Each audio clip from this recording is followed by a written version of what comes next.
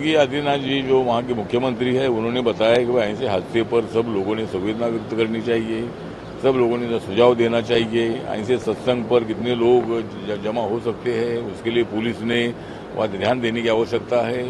ये सब सुझाव दे सकते हैं, लेकिन इसमें सरकार पर आरोप लगाना ठीक नहीं है। मुझे लगता है कि सत्संग जो है इनके कार्यकाल अखिलेश जब सीएम थे तब भी अनेक सत्संग हुए थे, लेकिन ये जो हाथरस में जो सत्संग हुआ उसमें बड़ा हादसा हुआ है। पुलिस यंत्रणा ने उस पर ध्यान देने की आवश्यकता थी और योगी आदित्यनाथ जी ने पूरी इंक्वायरी की कमेटी अपॉइंट की है और उसमें जो भी कोई पुलिस अधिकारी और कोई जिम्मेदार होगा उनके ऊपर कार्रवाई होने वाली है।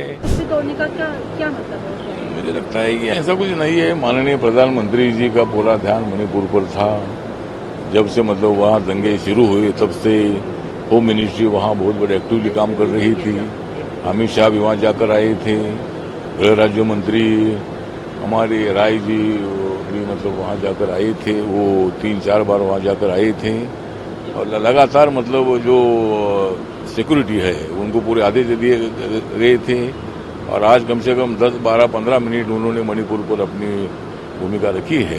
तो मणिपुर में शांति पैदा हो ये भी अपील उन्होंने किया है। जयराम रमेश जो आरोप लगा रहे उसमें बिल्कुल तथ्य नहीं है। इसके पहले भी उन्होंने मणिपुर पर अपनी भूमिका रखी थी और मणिपुर का जो विषय है ये विषय जल्दी जल्दी सॉल्व हो जाएगा, ऐसा विश्वास उन्होंने व्यक्त किया है।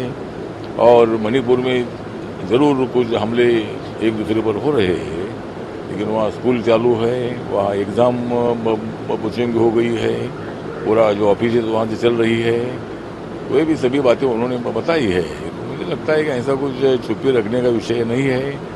मणिपुर भारत का एक बहुत बड़ा पार्ट है और मणिपुर में शांति प्रस्तापित होने के लिए उन्होंने आज अपील की है।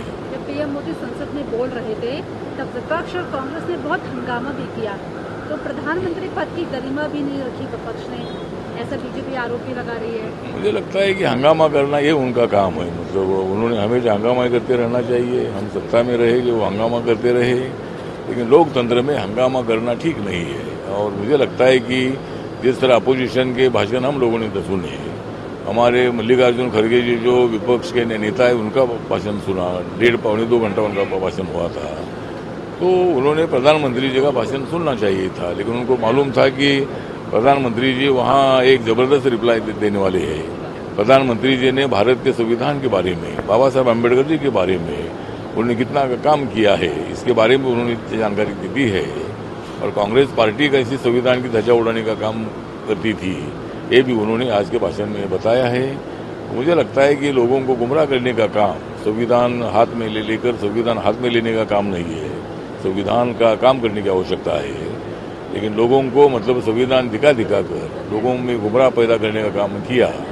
लेकिन उसके बावजूद भी जनता ने हमको मैंडेट दिया है, हमको क्लियर मेजॉरिटी है एनडीए को, और तीसरी बार प्रधानमंत्री माननीय मोदी जी बन गए हैं और लोगों का विश्वास उन्होंने संपादित किया है। सभी लोगों को उन्होंने आभार भी व्यक्त किया है।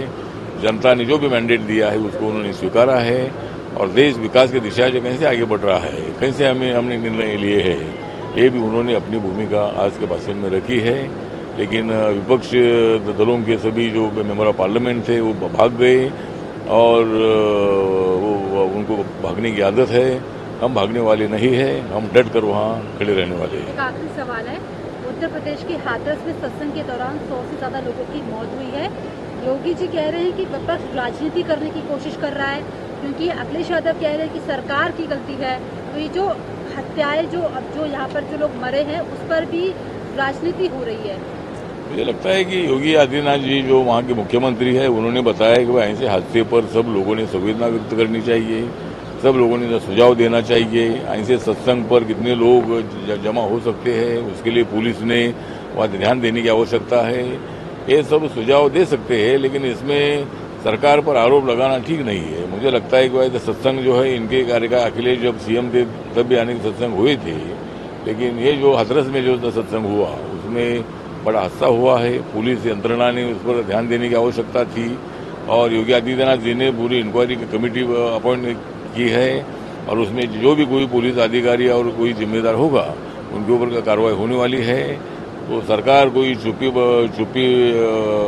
में रखकर काम नहीं कर रही है। सरकार जागरूक है और यूपी सरकार जो है हाथरस के अनेक जो लोगों की मृत्यु हुई है उसको जिम्मेदार जो लोग हैं उनके ऊपर कठोर कार्रवाई करने के लिए योगी आदित्यनाथ जी मैदान में खड़े हैं।